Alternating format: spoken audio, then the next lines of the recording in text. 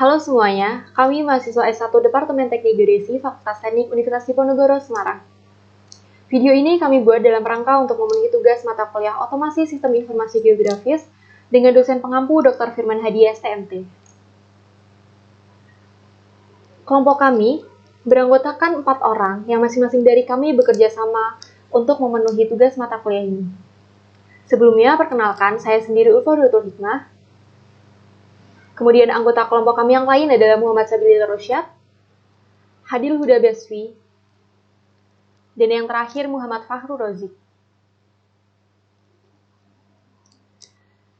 Dalam kesempatan kali ini, kami akan menjelaskan tentang pembuatan WebGIS yang telah kami buat dengan tema Pantau TPS di Kecamatan Tembalang.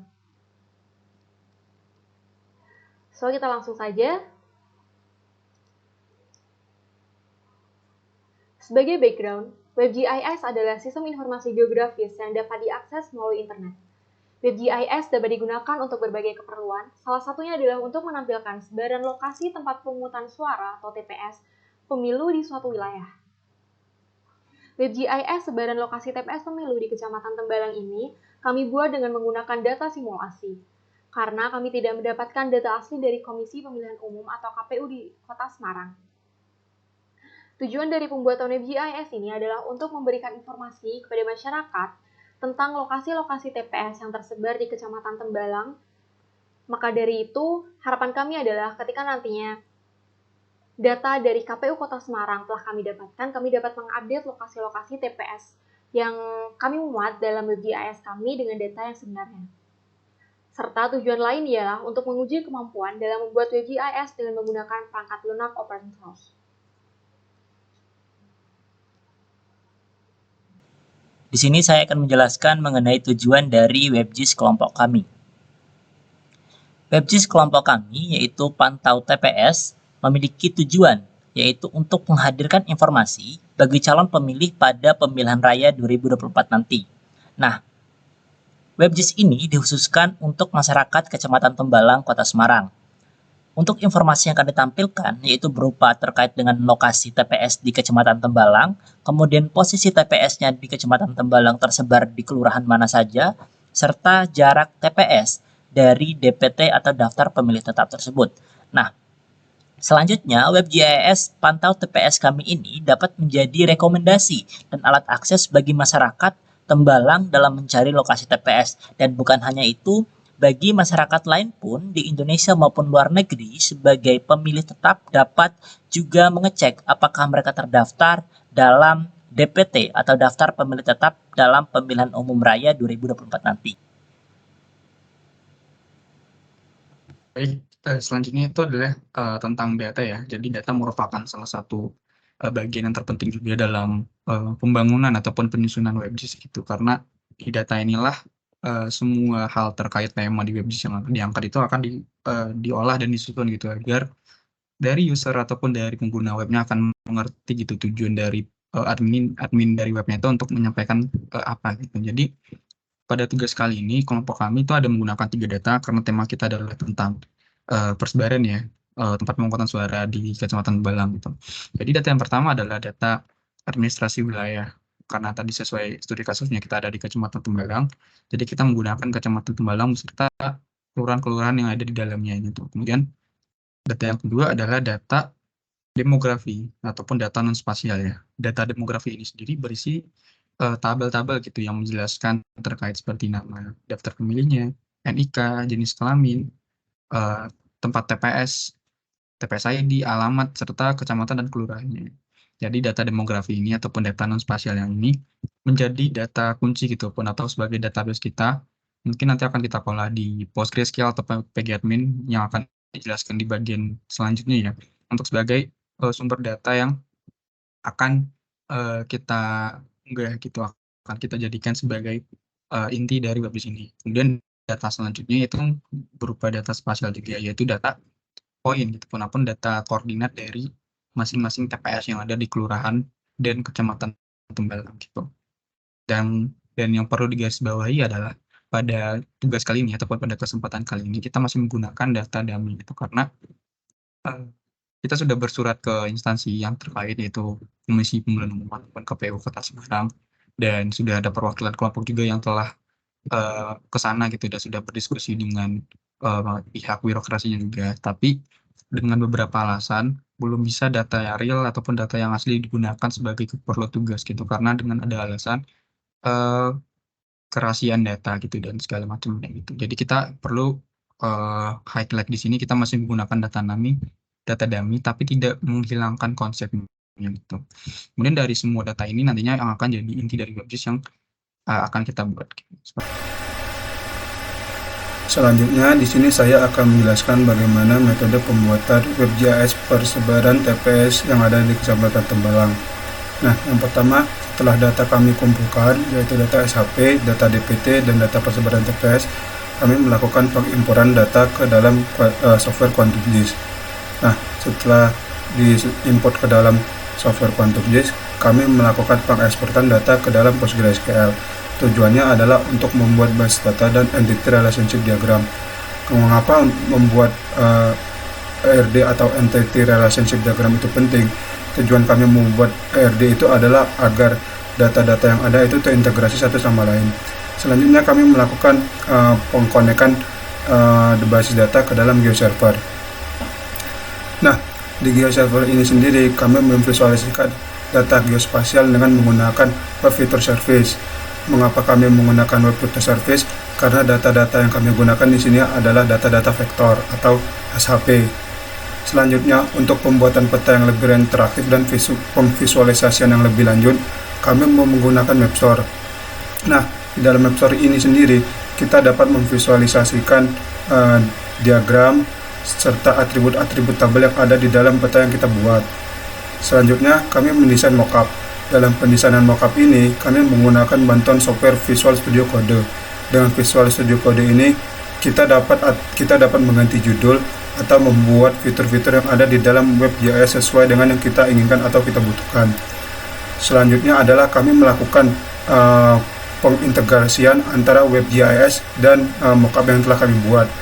Cara yang kami lakukan di sini adalah kami membuat sebuah kode dari embed Mapstore, kemudian kami kopikan ke dalam Visual Code Studio yang telah terdapat mockup di dalamnya.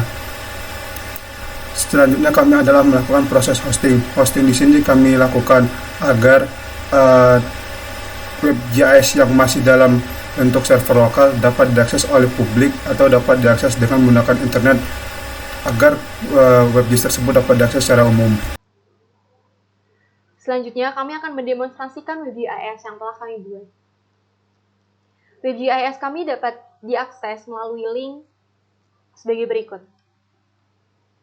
Jadi saat kita membuka websitenya, tampilan pertama itu adalah tampilan home, di mana ya seperti tampilan home biasanya di sini ada judul websitenya gitu, kita memberi judul pantau TPS dengan ada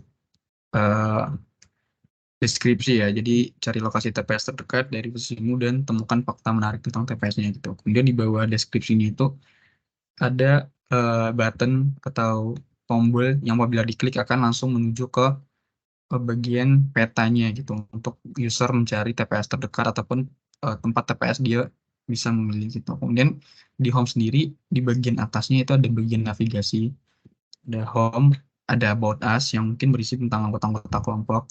Kemudian ada peta yang merupakan tentang inti ya dari WebGIS ini, tombol tentang pemilu 2024, di mana ini merupakan tambahan aja. Jadi selain user bisa mencari TPS-nya di mana, bisa mencari berita terbaru gitu tentang pemilu 2024 baik dari skala nasional maupun skala lokal gitu Kota Semarang. Kemudian untuk memastikan lagi apakah user tersebut sudah terdaftar gitu di database KPU sebagai pemilih tetap untuk pemilu 2024, di web ini user juga bisa gitu untuk ngecek DPT yang akan langsung connect ke database ataupun link yang ada di KPU Republik Indonesia gitu. Jadi mungkin saya akan menampilkan bagian home, kemudian di navigasi about us apabila diklik itu akan menunjukkan gitu anggota-anggota dari kelompok kami yang telah membuat tugas ini gitu.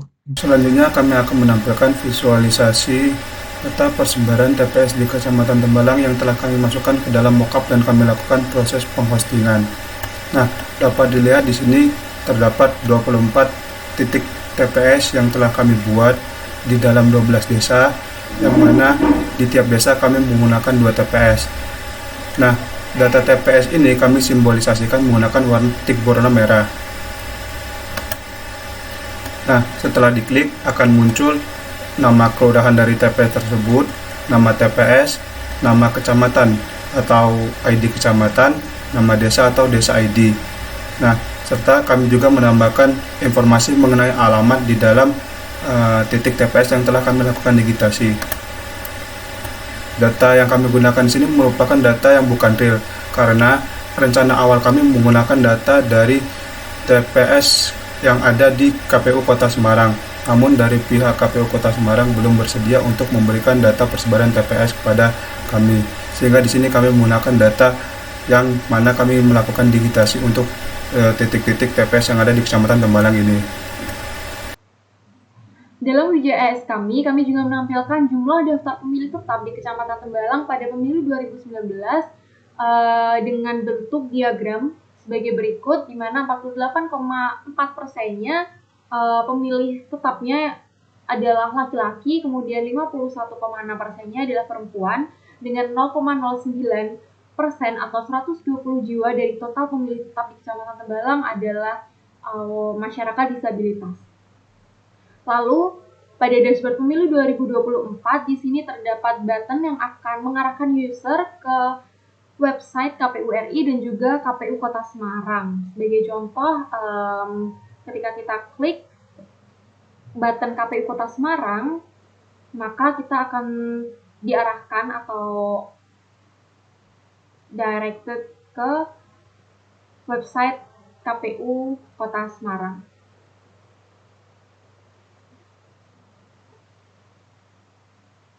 Tentunya saya akan menjelaskan bagaimana cara menggunakan atau cara mengecek DPT kita. Apakah kita termasuk dalam pemilih pada pemilihan umum raya 2024 nanti. Kita klik cek DPT di sini. Kemudian klik lagi. Nah, selanjutnya kita masukkan NIK kita karena kita warga negara Indonesia. Jika kita berada di luar negeri, maka kita harus memasukkan paspor kita.